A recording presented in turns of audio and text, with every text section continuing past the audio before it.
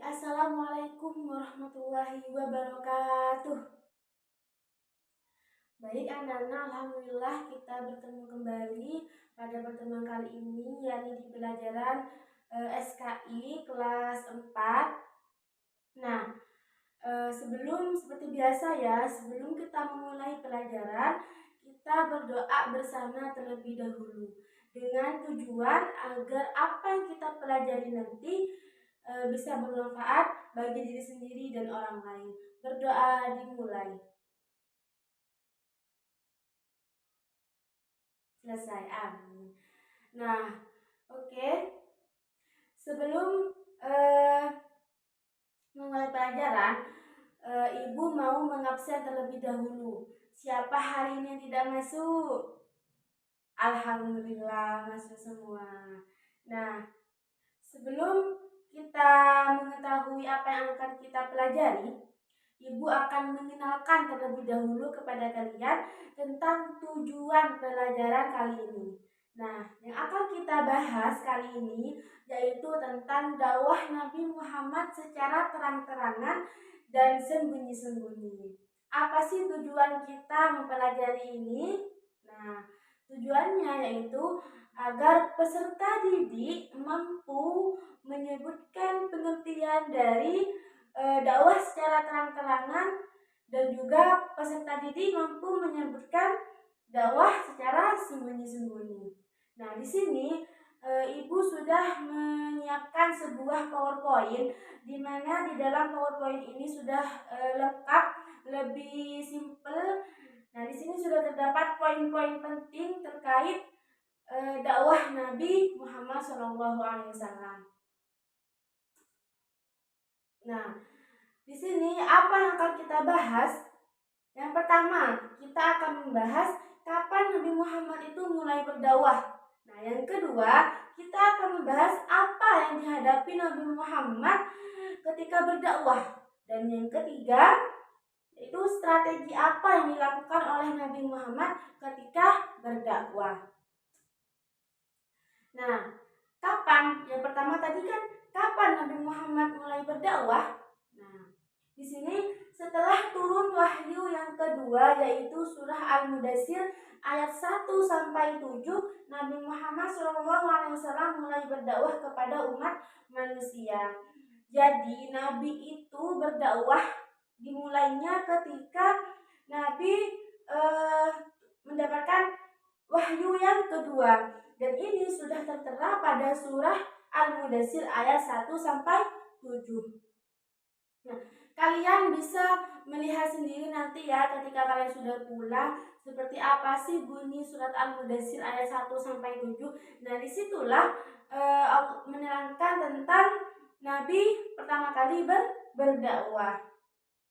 Seperti itu. Nah, selanjutnya apa yang dihadapi Nabi Muhammad ketika berdakwah?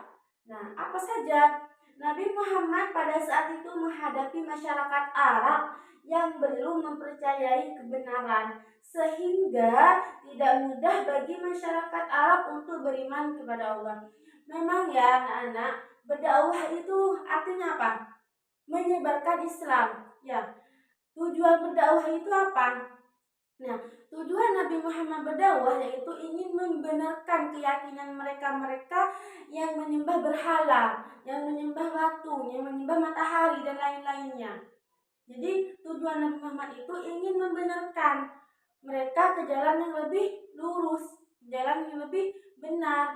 Nah, ketika Nabi Muhammad, sedikit cerita ya, ketika Nabi Muhammad itu hijrah anak-anak, ketika Nabi Muhammad itu dakwah, banyak sekali musibah yang dihadapi oleh Nabi Muhammad.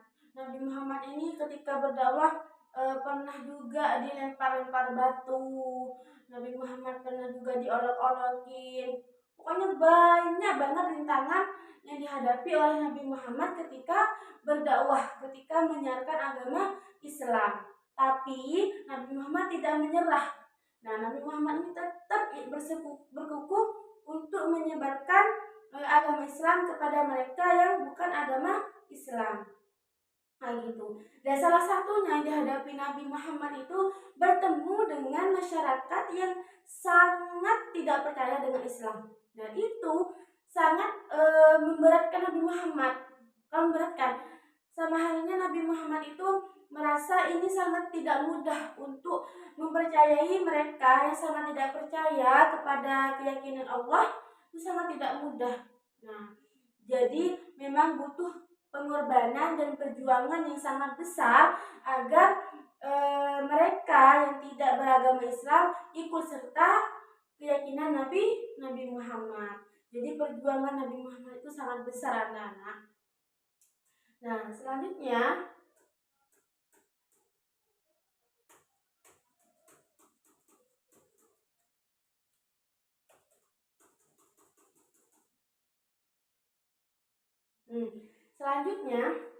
yaitu strategi apa yang digunakan Nabi ketika berdakwah. Nah, ada 2 strategi. Nah, ini yang akan kita pelajari sekarang, yaitu strategi dakwah Nabi Muhammad secara sembunyi-sembunyi yang pertama, dan yang kedua dakwah Nabi Muhammad secara terang-terangan. Nah, dakwah secara terang, yang pertama itu dakwah secara sembunyi-sembunyi. Dakwah secara sembunyi-sembunyi adalah dakwah yang pertama dilakukan Nabi Muhammad, dan dakwah ini dilakukan selama 3-4 tahun di rumah Arqam bin Abil Arqam. Jadi ketika Nabi Muhammad itu ingin berdakwah, itu pertama kali yang dilakukan oleh Nabi Muhammad itu dakwah secara sembunyi-sembunyi. Kenapa? Nabi Muhammad itu khawatir masyarakat Arab yang bukan Islam itu mengetahui Nabi Muhammad kalau Nabi Muhammad akan berdakwah. Nah, takutnya mereka akan mengganggu, mereka akan menghalangi Nabi Muhammad berdakwah. Nah, jadi karena itu Nabi Muhammad itu berdakwah secara sembunyi-sembunyi. Nah, dan itu dilakukan selama 3-4 tahun. Selanjutnya yaitu adalah dakwah secara terang-terangan. Nah, dakwah ini mulai sejak tahun ke-4 dari kelahiran. Firman Allah yang berisi perintah untuk berdakwah secara terang-terangan adalah surat Al-Hijr ayat 94. Ibu bacakan ya. Bismillahirrahmanirrahim. Fasda' bima tu'maru wa a'rid 'anil musyrikin. Yang mana artinya adalah maka sampaikanlah Muhammad secara terang-terangan segala apa yang diperintahkan kepadamu dan berpalinglah dari orang yang musyrik. Nah, ketika sudah melakukan dakwah secara sembunyi-sembunyi, Nabi Muhammad ini tidak langsung melakukan dakwah secara terang-terangan, akan tetapi menunggu perintah dari Allah, sehingga Nabi Muhammad mulai melakukan dakwah secara terang-terangan. Dan perintah Allah tentang dakwah secara terang-terangan itu ada pada surat Al-Hijr ayat 94. Nah, jadi ketika Nabi Muhammad sudah tahu, diperintahkan oleh Allah, disuruh berdakwah secara terang-terangan, mulailah Nabi Muhammad berdakwah secara terang-terangan.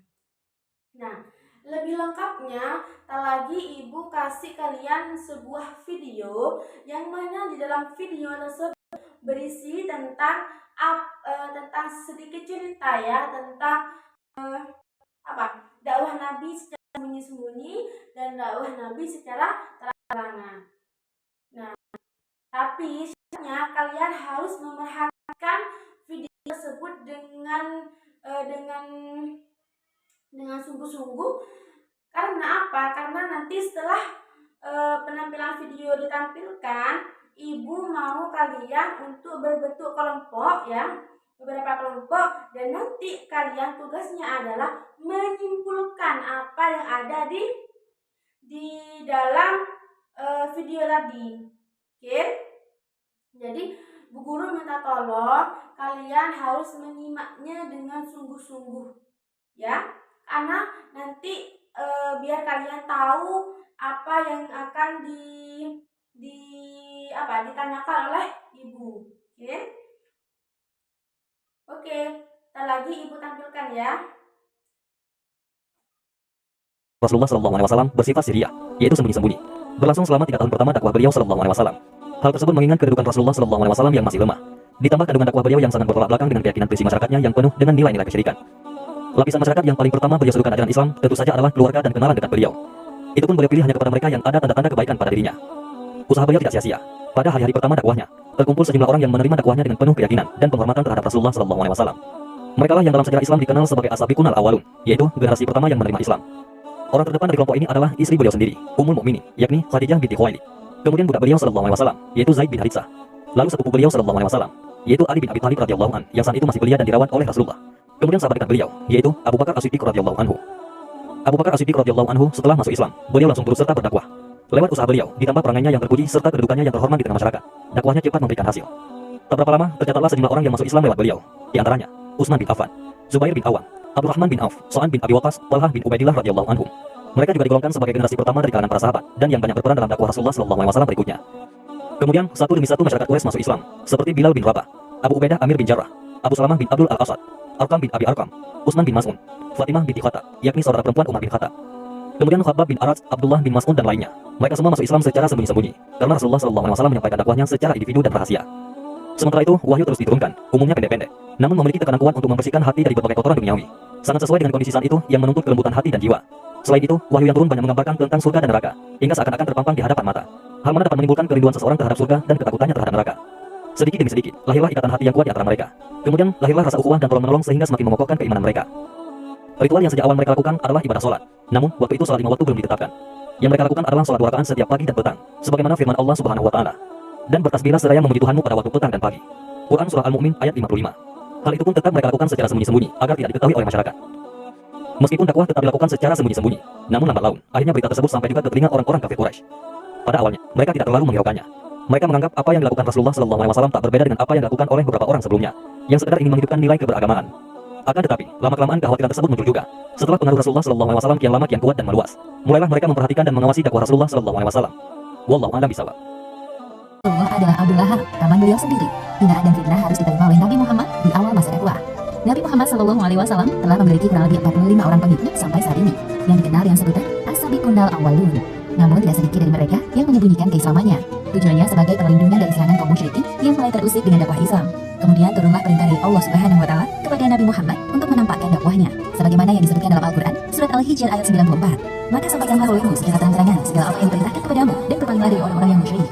Pada sebuah jamuan makan, Nabi Muhammad mengundang keluarga dari pihak ayahnya, yaitu beberapa orang dari Bani Hashim dan Bani Al-Muttalib bin Abdul Manaf. Abu Lahab hadir di tengah-tengah mereka.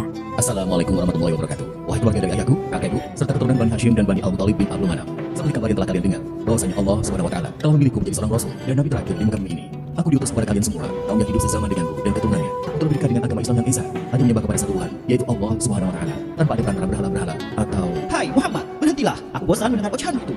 Sebagian besar orang di sini sudah tahu bahwa ajaranmu bertentangan dengan ajaran ayah dan nenek moyang kamu. Sadarlah, wahai Muhammad, para pengikutmu tidak memiliki kekuatan untuk menaklukkan seluruh bangsa Arab. Namun, jika kau tetap seperti ini, aku pastikan suku-suku Quraisy dan bangsa Arab akan bergerak memusuhimu. Rasulullah tidak membalas perkataan Abu Lahab. Beliau memilih diam dan menjaga lisannya, bahkan ketika sedang marah. Rasulullah sadar bahwa akan ada orang yang tidak suka dengan ajaran yang beliau bawa. wahai semuanya, mari kita sudahi dulu pembicaraan ini. Silakan menikmati hidangan yang telah disajikan. Di kesempatan yang lain, Nabi Muhammad tidak menyerah untuk tetap menyerukan dakwah Islam, sampai seseorang bertanya kepada beliau, Wahai Muhammad, apakah semua yang engkau katakan itu benar? Sesungguhnya, seorang pemimpin tidak mungkin membohongi keluarganya sendiri. Demi Allah, kalian akan mati sebagaimana kalian tidur, dan dibangkitkan sebagaimana kalian bangkit dari tidur, dan akan diminta pertanggungjawaban. Abu Thalib yang hadir dalam pertemuan tersebut mendukung dakwah keponakannya. Aku senang dengan nasihat dan mempercayai perkataan. Wahai Muhammad, teruskan dakwahmu. Demi Allah, aku akan melindungi dan membelamu. Tetapi aku tidak akan meninggalkan ajaran Abdul Muttalib. Ini benar-benar merupakan aib yang besar bagi keluarga kita. Hentikan dia sebelum orang-orang termakan oleh kesesatannya. Demi Allah, selama kita masih hidup, kita akan membela Muhammad. Abu Lahab geram melihat keputusan dari saudaranya. Ia tahu bahwa Abu Thalib sangat menyayangi Muhammad karena mengasuhnya sejak kecil. Abu Lahab sadar bahwa ia tidak bisa menyerang Muhammad di depan Abu Thalib karena Abu Thalib adalah tokoh yang terpandang dan dihormati oleh para penduduk Mekah. Untuk saat ini, aku harus bergerak dengan kedua kakiku sendiri. Suatu hari, Nabi Muhammad naik ke puncak bukit Safa dan berbicara di depan sekumpulan orang, sebagaimana turun ayat Al-Quran, surat Asy-Syu'ara ayat 214. Dan berilah peringatan kepada kerabat-kerabatmu yang terdekat. Wahai sahabat, apakah kalian percaya jika katakan bahwa ada pasukan berkuda di lembah bukit ini yang akan menyerang kita? Ya, kami percaya padamu, wahai Muhammad. Kami tidak pernah mendapati sedikit pun keluar dari ucapan dusta. Sesungguhnya aku adalah seorang rasul yang bertugas memberi peringatan kepada kalian agar beriman kepada Allah Subhanahu wa Ta'ala dan meninggalkan sesembahan selainnya. Walaupun aku seorang rasul, aku tidak bisa melawan kalian kelak di akhirat. Jadi, selamatkan diri kalian dari panasnya api neraka. Abu Lahab yang ikut berkumpul di antara orang-orang merasa panas mendengar perkataan keponakannya. Secepat ini kau mengumpulkan kami, wahai Muhammad. Sungguh perkataanmu tidak bisa dipercaya. Celakalah engkau selama-lamanya. Abu Lahab pergi dengan wajah marah, dan pada saat itu turunlah ayat pertama surat Al-Lahab. Binasalah kedua tangan Abu Lahab, dan benar-benar binasa dia. Beberapa orang dari pemuka kaum Quraisy mendatangi Abu Thalib untuk mengadu. Wahai Abu Thalib, keponakanmu telah mencaci maki berhala-berhala dan nenek moyang kami. Tolong hentikan dia, atau biarkan kami turun tangan sendiri. Engkau juga sebenarnya tidak sependapat dengannya, bukan? Kami telah mendengar semuanya. Maafkan aku, wahai saudaraku. Aku tidak bisa membantu kalian. Aku tetap akan melindunginya. Apapun yang terjadi, Muhammad telah aku anggap sebagai anakku sendiri. Musim haji yang ditunggu-tunggu semua orang telah tiba. Kaum musyrikin telah bersiap melancarkan aksinya. Mereka duduk-duduk di pinggir jalan untuk menghasut para pengunjung Ka'bah yang datang. Tentunya Abu Lahab adalah biang pelopor dari peristiwa ini. Jika nanti engkau bertemu dengan Muhammad, jangan membungkus katanya. Dia itu pendusta dan tidak waras pikirannya. Dia juga pintar sekali membuat syair. Kata-katanya sangat indah sampai-sampai engkau melupakan Tuhan berhala. Jadi berhati-hatilah jika bertemu dengannya. Ingat, tujuanmu datang ke Mekah untuk beribadah. Ya. Kami akan berhati-hati dengan orang yang bernama Muhammad. Sedangkan Rasulullah mendatangi para pengunjung Ka'bah di tempat-tempat yang biasa mereka datangi, seperti di pasar Uqad, Majanah, dan Zilmajas, untuk mengajak mereka masuk Islam. Setelah kepulangan para pengunjung Ka'bah, kini nama Muhammad terkenal ke seluruh penjuru Arab. Wahai Rasulullah, sesungguhnya orang-orang yang duduk di pinggir jalan dan menghasut para pengunjung Ka'bah tempoh hari adalah ulah dari Abu Lahab. Abu Lahab tidak kehabisan akal untuk memusuhi Muhammad, termasuk istri dan anak-anaknya juga ikut membenci Muhammad dengan hinaan dan cacian kasar. Hal itu dilakukan untuk melemahkan kekuatan mental beliau. Dasar kau orang gila. Hai semuanya, Muhammad benar-benar hilang akal. Muhammad adalah ahli sihir dan pendusta. Al-Quran yang dibacakannya adalah dongeng orang-orang dahulu. Tidak ada sama sekali kebenaran di dalamnya. Ya Allah, apakah semua ini ujian yang harus hamba lewati? Sebenarnya setiap mereka mengejek atau mencaci, hamba merasa sakit hati. Walaupun hamba tahu perkataan mereka tidak benar. Sekarang ini, hamba meminta kepadamu agar membukakan pintu hati mereka untuk menerima agama Islam. Ya Allah, yang Maha Kuat, berilah kekuatan untuk melewati semua ini. Astagfirullahaladzim. Demikianlah sepenggal kisah dari penghinaan terhadap Rasulullah yang menyakitkan. Hikmah yang dapat kita ambil dari kisah ini diantaranya, pertama, sebaiknya kita tidak memaksakan seseorang untuk masuk Islam, namun kita diperbolehkan untuk mengajak dengan santun agar hati mereka tertarik dengan Islam. Dan kedua, hendaknya kita mencontoh kesabaran Rasulullah saat dihina atau direndahkan, tidak membalas dendam dan justru mendoakan mereka, karena sesungguhnya Allah Subhanahu wa Ta'ala bersama-sama dengan orang yang sabar. Wallahu a'lam bishawab. Perintah dakwah secara terang-terangan yaitu ketika Nabi Muhammad SAW sudah menerima wahyu dari Allah. Yang kedua yaitu Quran Surah Al-Hijr ayat 94. Dakwah yang dilakukan Nabi Muhammad SAW yaitu berisi Al-Quran yang penuh dengan makna dan merupakan suatu mukjizat Nabi Muhammad SAW dari Allah Subhanahu wa Ta'ala. Meskipun banyak yang mencaci dan menentang Nabi, tetapi Nabi tidak pernah putus asa. Nabi tetap semangat untuk menyampaikan dakwah dengan suara lembut. Tidak hanya Abu Lahab, istri dan anaknya pun ikut menentang dakwah Nabi. Nama istri Abu Lahab yang sangat menentang dakwah Nabi yaitu Aura Arwa binti Harb bin Umayyah. Tetapi di balik semua itu, ada sosok seorang anak perempuan saudara Abu Lahab yang sangat membela dakwah Nabi yang bernama Sofiyah binti Abdul Muthalib. Nah, itu dia tadi video yang telah Ibu tampilkan ya anak-anak. Kalian sudah menyaksikan semua dengan sangat semangat dan sangat fokus. Alhamdulillah, terima kasih. Nah, selanjutnya Ibu minta kalian membentuk seperti yang telah Ibu sampaikan tadi, yaitu membentuk beberapa kelompok yang mana nanti tugasnya yaitu tentang merangkum atau menyimpulkan kembali apa yang sudah dijelaskan di dalam video tadi. Nah, karena waktunya sudah mepet ya, waktunya sudah tidak ada, Ibu jadikan tugas ini tugas PR. Jadi kalian bekerja kelompok, terserah mau kerja kelompok di rumahnya siapa, terserah. Intinya bekerja kelompok dan harus diskusi semua. Nah, tugas masing-masing ketua kelompok nanti mengumpulkan kepada Ibu siapa temannya yang tidak ikut serta bermusyawarah, yang tidak ikut serta berdiskusi untuk tugas ini. Nah, itu. Jadi minggu depan kalian kumpulkan tugasnya dan Ibu tunggu dari ketua kelas masing-masing menunggu siapa temannya yang tidak ikut serta berdiskusi. Mungkin itu saja yang bisa Ibu sampaikan. Kurang lebihnya mohon maaf. Wassalamualaikum warahmatullahi wabarakatuh.